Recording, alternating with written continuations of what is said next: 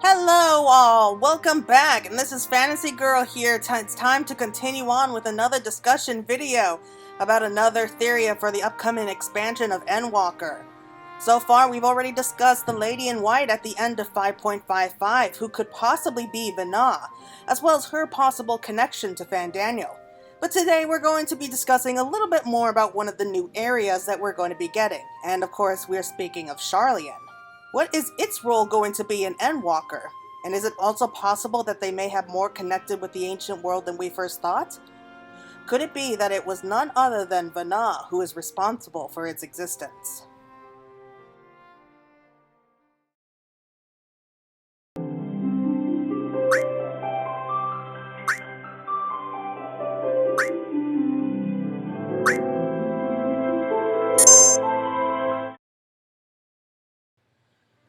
So yes, this theory is all about the idea that it was actually Venat responsible for creating the whole concept of Sharlayan.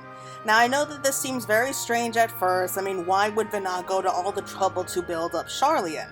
Well, if you remember Selk, he was the one responsible for pretty much building up not only ancient Alag, but the Garlean Empire. So it really isn't too much of a stretch that she could have possibly been responsible, or at least had a hand in building up with Sharlayan. So to start off with, what do we know about Sharlayan? Well, despite that we do hear a lot about it, we only know bits and pieces. We know that it is a nation built up of scholars and academics. It's a place of study and filled with the largest libraries in the world. It is also a completely diplomatic nation where at one point everyone of age has a say in deciding the nation's future, but it was eventually lowered to hold 99 foreign members. Sharlayan has since continued on with their stance of neutrality and really doesn't want to get involved with the affairs of the rest of the world. As such, it is highly isolated from the outside world. This isolation stance is really due to mostly people on the forum who believe in hoarding knowledge and observing history from the sidelines.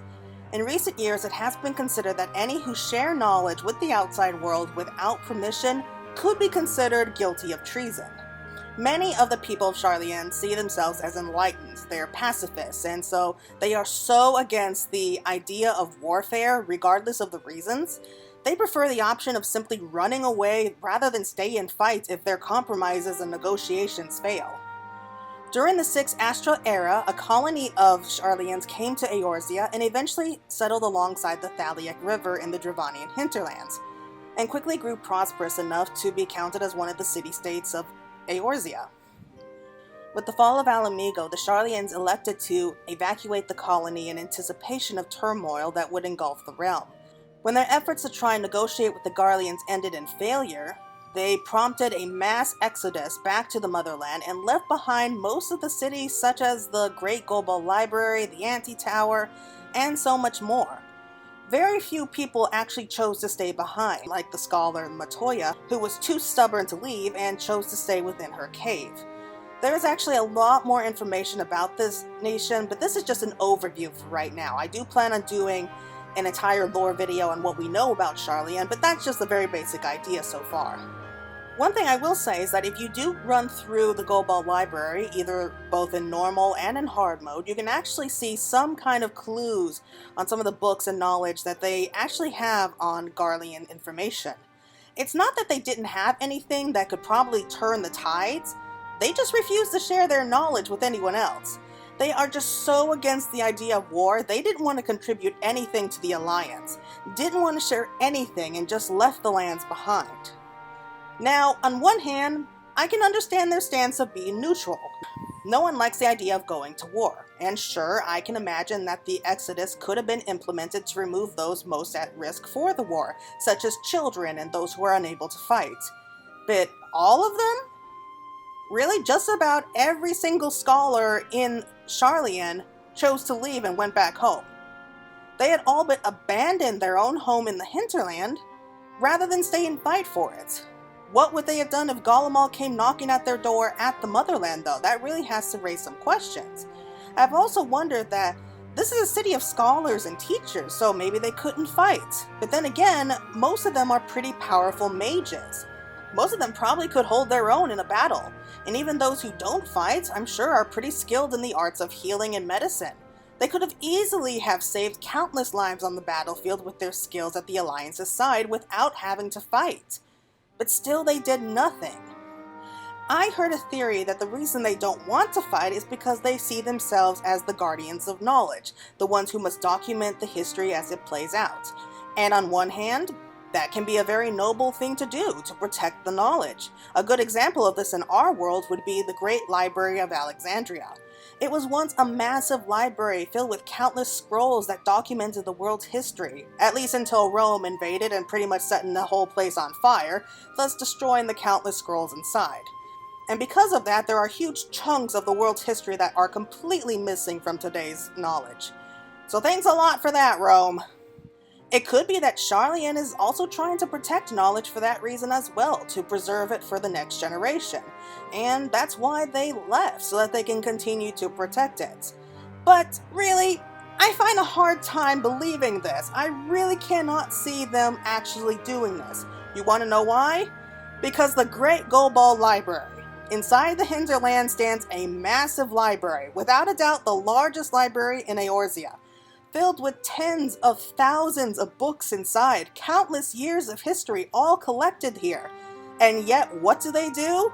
They leave it all behind, including some books that I'm sure are dangerous and had to be magically chained to the walls. Can you imagine what would happen if this knowledge could have gone out into the rest of the world? I'm pretty sure that there are plenty of books in there that could really cause a lot of damage in the wrong hands. And yet, when the Exodus happened, they left it all behind. That massive building filled to the brim with countless books, most likely many of whom are pretty much the only single copies in the entire world, were all abandoned. Sure, they left guards and protections on the place before they left, but still, if their job is to protect the world's knowledge, they are sure doing a crappy job of it. Of course, another reason that they are so against the idea of sharing their knowledge is that they don't want it to fall into the wrong hands, which, I might remind you, they pretty much already did that by abandoning the library to begin with. Now, this idea brings me back to the Great Library from Avatar: The Last Airbender. Spoilers for those who don't know Avatar. Korra was good, but nothing beats the original. Anyway, in the episode called The Library, Team Avatar end up traveling across the desert to find a massive spirit library where the guardian in the form of a large spirit owl explained that he once brought the library here to better mankind. However, after years of misusing the knowledge inside his library to start wars and famines, he decided that humans were no longer allowed in the library, eventually taking it back with him to the spirit world so that no one could misuse his knowledge again. On that front, I can understand why they're so against the idea of sharing knowledge, because in the wrong hands, again, it could spell out horrible destruction and bring about the deaths of many people. And yet the Sharlayan's methods for protecting such knowledge has even gone as far as to commit murder. A prime example of this would be the Astrologian questlines. So Sharlayan has actually a good grasp of life manipulation, dimensional magics, time magics, the foresight of impending events, and may even have a certain amount of control over things like fate, destiny, time, all through astronomy and astrology. Now, astrology is practiced all over the world, but none were able to control it as well as Sharlayan. In fact, astrology was the one perfected art that they wanted to keep for themselves. They could mix together the understanding of astronomy, which is actually the study of the stars, astrology, the study of the fates and destiny, and astromancy, which is the magic that tampers with the fates of others by shifting likelihood of certain events. So when astrologians started to come to Eorzea, the Forum actually hired assassins to try and kidnap them, but even planned to go as far as murder, which was how Liviva's father was killed, because he planned to share the art with others. It actually got to a point that our teacher had to fake her death and take up a new identity, as well as a few threats to a certain member of the Forum to get them to leave her alone. As a nation that claims to be very peaceful, I really don't see too much of that here. But what does this have to do with Venat? Now, Venat could have some effect on the nation since Neokremp's time. Who is this, you ask? Well, it all goes back to this ship that we can see here among the cliffs of Giralbania. When the Sixth Umbral Calamity befell, Eorzea and the realm was transforming into a sea, this great vessel built by a man hailing far from the north named Neoncrep saved many full lives. Having taken aboard countless souls aboard in the drifting floodwaters, it was eventually transported by magics to its current resting place. While this technically isn't Sharlayan because the nation didn't exist yet at this time, Neoncrep would lead the people that survived the flood in his boat away from the mountains and build a new boat where they all sailed away and eventually formed Sharlayan across the sea. To the Sharlayans, the Empire was a threat to their very way of life. They had spent an age stubbornly resisting all war, and imperial invasion of Ishabard and Othard was a bane to the values that they had held since Neocrep's time. Not only that, it's also considered to be a highly advanced civilization that prides itself on knowledge and diplomacy. Does that sound a little familiar? Because if you're thinking that that sounds a lot like Amaroth, then you're right. It seems this city was built up on those same principles that the ancient city once held. So why would that be though? Where could they have possibly gotten that very same foundation? I highly doubt that the Ascians themselves could have built up Sharlayan. It's certainly possible, but we also know that the Ascians are able to influence the world around them should the situation call for it, such as how Emixelk was able to build up both Alag and the Garlean Empire. So looking at that, would it really be such a surprise that Venat could also influence the world around her in such a way that she could build up her own city? Even if she herself didn't build the city itself, it's not unreasonable to think that she could have influenced others into building up the foundation. Like with so many other instances we have seen, all that it takes is for a few suggestions for mankind to take ideas and build them all past expectations. During the FanFest, we got a few glimpses of the new dungeons, including one that seems to be taking part inside the newly built tower in Garlemald. Here, in the floor, we see the image of the spiral shell, just like the one we see on the nation's banner. But why would such a thing be here? I'll get to more about the importance of the shell in a second, but if you watched my last discussion vid, then you already know that I created a video about a possible connection between Fandaniel and Venat. So if all that is true, then might it also explain, at least in parts, the theory that Venat has created Sharlayan? When we first met Fandaniel, he made it very clear what he wanted. On the surface, it seemed simple enough. Destroy the world and everything in it, including himself. Same old blah blah blah. At least until he mentioned the Telophoroi. He doesn't speak about just himself, he uses the word we. He's clearly not working alone here, but who else could he possibly be talking about? At first I thought that he was also talking about Xenos, but then again, Xenos doesn't care about the end of the world. He does whatever he wants. He's not interested in the final days. All he's interested in is getting a rematch with the Warrior of Light. If the rest of the world has to burn around him to get what he wants, then so be it. But again, technically, he's not really interested in all that. So, if that's the case, who is this we he's talking about? Who else could be interested in destroying the world? The ones under thraldom to Garlemald? I mean, sure, it could be. But they serve Garlemald. They're not thinking about destroying the world. So, no, I don't think so. Someone else is helping him, and this could be the reason he chose such a moment as now to appear before Xenos, who could be the final key that they need to put their plans into action. The theory here is that is none other than Sharlayan who is helping them. The same people who claim to hate wars so much but are so protective of their own knowledge that they are willing to resort to assassination their own just to keep it where they believe that it belongs. All because it was due to Venat's influence that Sharlayan exists today. A few other clues that support this theory other than the countless libraries that hold records of the past, but if you look in the hinterlands, we have Saint Moniken's Arboretum, which bears a strong resemblance to one of the most well-known parts of Amaroth, the Uniter, a place where study and experience took place on different types of flora and fauna. Now another hint to this might just be to the image that we get in the trailer. When we get our first glimpse of Sharlayan, we also get a closer look at the Aetheryte. It's clearly a much fancier version of the Aetherites that we know and love, and it looks a lot closer to the recreated versions in Emixelk's Amaroth than we actually have in Eorzea. Also, when we look back at the Uniter, when we look to the final stage where we face the last boss, we see these statues, which all appear to be in the form of Zodiark, or maybe even another deity. But then, among all these statues, we have this one, which bears a very close resemblance to it. Not only that, we see the spiraling shell once again. So what's the importance of the shell? Well, for those of you who don't know, this type of spiral is known as the golden spiral or the logarithmic spiral in geometry, whose growth factor is known as the golden ratio, meaning that this shape is infinitely repeated when magnified, and the golden spiral gets wider for every quarter of a turn it makes. In other words, this pattern allows the organism to grow without changing shape, such as the ability to gather and retain knowledge. This was discovered by some of the greatest mathematicians in ancient Greek, which again ties back to the idea of the convocation, whose real names that we have seen so far are based off Greek gods.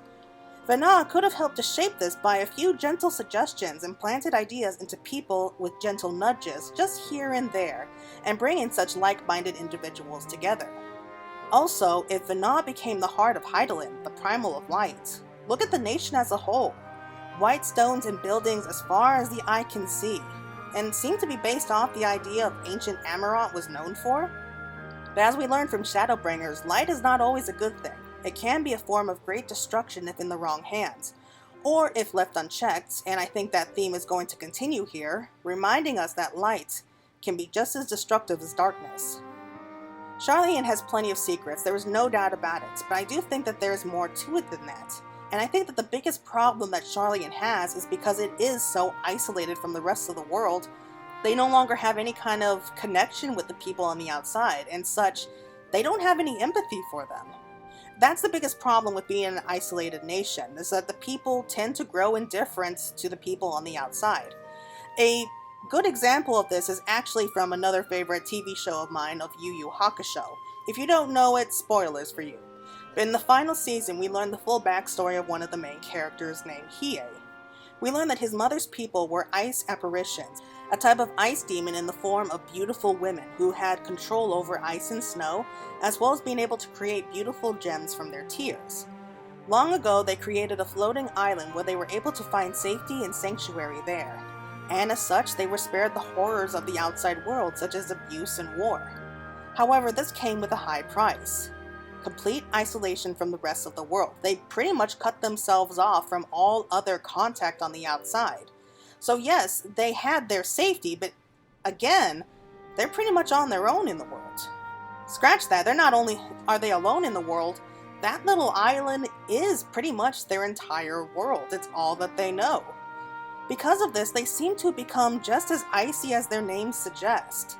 Hiei was banished from this place because he was born different. He was born as a boy and had the power to control fire, since he didn't fit in with their ideals of what they're supposed to be.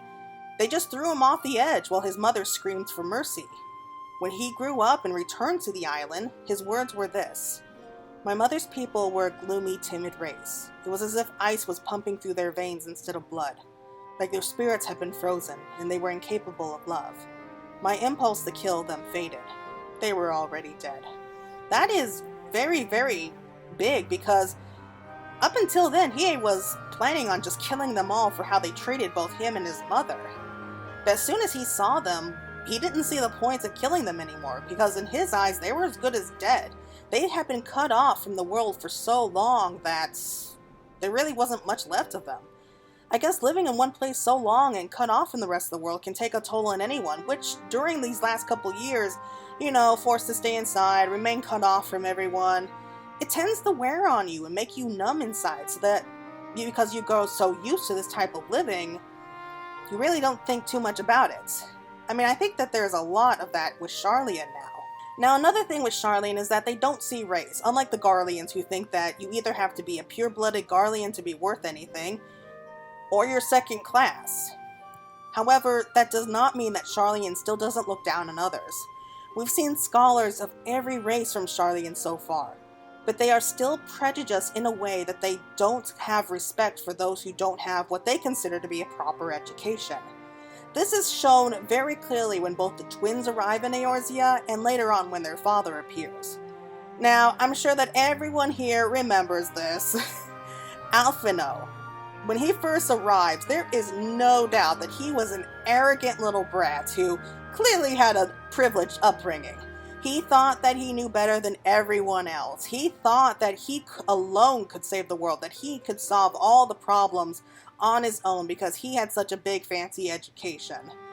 Well, it was only when reality hit him hard in the face did he really start to open his eyes to the wider picture and learn from his past mistakes. As for their father, well, he has even used the word savage when he first came here to Eorzea, which is the same catchphrase that the Garleans use whenever they see somebody that they consider beneath them. But the thing that really shows us what he's really like is his interaction with the Warrior of Light. Or rather, lack thereof. When he comes to Eorzea, he visits the Lotus Stand where he meets with Kane Senna, one of the Alliance leaders, one of the leaders of the nation of Gridania, that the Warrior of Light is also there. With Kane Senna, he really has no choice but to play nice and at least treat her with respect. But even then, the more that they talked, the more that you notice that his tone becomes more mocking. Like when she's talking about the final days, he dismisses her completely. He's almost talking to her like how a little kid would when she said that she saw a monster under the bed. And he also shows this again when he's talking to his children, who he reprimands for speaking out of turn, for daring to talk back to him, their parent, their father, someone who should know better. But it's really when the Warrior of Light speaks up that his reaction really gives it all away. Surely he could not fail to notice that the Warrior of Light, one of the most famous people, if not the most famous person in all of Eorzea, is there at the meeting as well. A very powerful warrior, loved and respected by all of Eorzeans, seen as a hero to many, would be the ideal person not to piss off in a meeting. But still, when he went on with his declaration, refusing to admit that the final days are coming, and the Warrior of Light speaks up, what they say here doesn't matter because the result is the same, you see the look of anger and disgust on his face. It speaks for him before he snaps at his children that it seems their friend shares their views, but unlike them, the two of them should know better. That says all we need to know. He's looking down on the Warrior of Light because they're not Sharlayan, because they don't have some big fancy education, and therefore are no more than a savage in his eyes. That just this short interaction really reveals to us how Sharlayan truly feels about the rest of the world. Emixelk at one point confessed that it was at least in part to Amarat's own hubris that it fell. And I don't think that it's an exaggeration to think that this could be happening with Sharlayan very soon if they don't realize that they are just as much a part of the world as anyone else. Surely, if they know that their position is to record history, then they would already be aware of what would happen to them if the world should fall. No more history to record, there would be nothing left. Surely the threat alone would be enough to worry them. Yet it doesn't. They still refuse to get involved in anything that could indicate that there's anything wrong. Now, with their mastery of astrology, surely they can see that things aren't right. Surely they can tell that something bad is on its way. When we look back on the meeting between Fortunato and the others, where he insists that the final days weren't happening, and that if the world was ending, they would know it. Either that is their pride talking, or their stubbornness to believe that their peaceful lives could be coming to an end. But what if there was more to it than that? Even if he was right, and that they didn't believe the final days were coming at this point, which I highly doubt, in the trailer, it is clearly shown that they are aware of it. He comes right out and admits that they know the world is burning and that there isn't any doubt now. And Orianche, who is an astrologian here, predicts that the end is nigh. It seems that he has seen something and he's trying to warn the others. And with all the other astrologians surely still in Sharlayan, I would be astonished if the alarm wasn't already raised. And still, they refuse to help.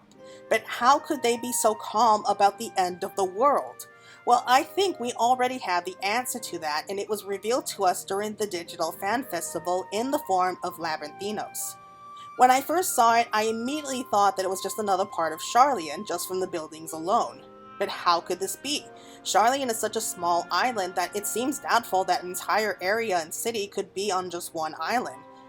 At least until Yoshi P stated that the area is actually underground with an artificial sun overhead. That immediately got the gears turning. I thought that it could be the Loppets and they could be on the moon. But that still doesn't explain why the buildings are clearly so close to Sharlayan architecture. That was when I focused on this image here, which brought to mind a realization. one of two possibilities that this place could be used for. In the trailer, we see the innermost part of the spiral of the Forum, and if you look at it here, we see 13 figures and leader in the middle. A new convocation that seems to have been built up in Venat's image, so close to Amaroth that there is no way it can be a coincidence. Is it possible that the people of the Forum not only know the final days are coming, but they're actually helping to make sure that they come about? With all the knowledge that they have about Ether, they could easily have devised the plans of the Tower and the idea of collecting the Ether with the use of the Beast Tribes, being that they would look down upon them as well for being possible fuel. Even if they're not fully responsible for it, they have to know that someone is plotting to destroy the world. And rather than try to stop it, they do what they always do and take the path of least resistance.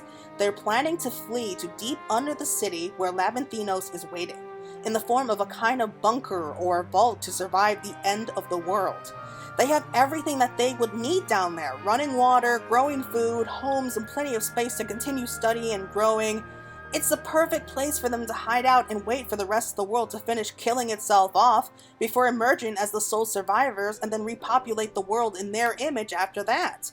That way, they have a chance to rebuild the world in what they see as a perfect image. A world where everywhere is like Sharlayan. Maybe they'll even take it one step further. Instead of just being a bunker or a vault, they could be building their own starship, a way to actually leave this world behind and go in search of a new one, with the remains of this world as nothing more than ash and ruin. Now that part seems a little bit unlikely, but if you keep in mind the poem that we got at the beginning of the year, suddenly it all makes sense. Personally, I think that it would be a little bit more likely that Labanthinos is more of a bunker below ground, created to protect the chosen few, and they could wait it out for a few centuries until they feel that it would be safe to emerge and start over. Could that truly be part of Venat's plan, though? Could she be encouraging that and only leaving those like Sharlayan alive for a new future?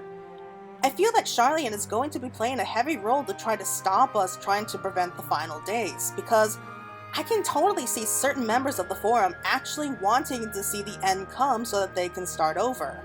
However, should news of this get out, I can't imagine that they wouldn't be forced to answer for such cowardly actions with the other nations of the world. Sharlayan seems so cut off from everyone that they are dangerously close to abandoning their very humanity, becoming something far worse than the savage people that they look down on so much. All I can say for sure for Sharlayan is that if they want to stay out of the affairs of the world, that is their choice, it's their right. But they can't expect someone to come to their rescue when the time comes for it. At least, most of the time. Anyway, everyone, that's it for right now. That was a long one, and that's everything on my thoughts to what Sharlayan could be up to, as well as the possible connection that they could have with Venat, and if so, what they might be planning. Sharlayan, I predict, is going to be getting in our faces just like how Yulmore was back in Shadowbringer, so we're going to have to find a way to win them over to our side. Now, let me just emphasize, I don't think that everyone in Sharlayan is like this. I think that most people of Sharlayan aren't even aware of this plot, if that's really what's happening. But I would think that at least a few of the members of the Forum would know about it, and possibly be the ones responsible for building the whole thing. Such as with Forshno, and I actually have some theories as to the role of what he might be playing in the upcoming expansion. So, the next discussion video is actually going to be dedicated to Forshno Levier and his reasons for disowning his own children, and to what might he be involved in. Anyway, everyone, thanks again so much for watching. This is going to be Fantasy Girl signing out, so if you like this video, please leave a like and subscribe down below, and turn on that notification bell so that you'll always be aware of when I post new videos, which I do every day. So until next time, everyone, take care, and signing out.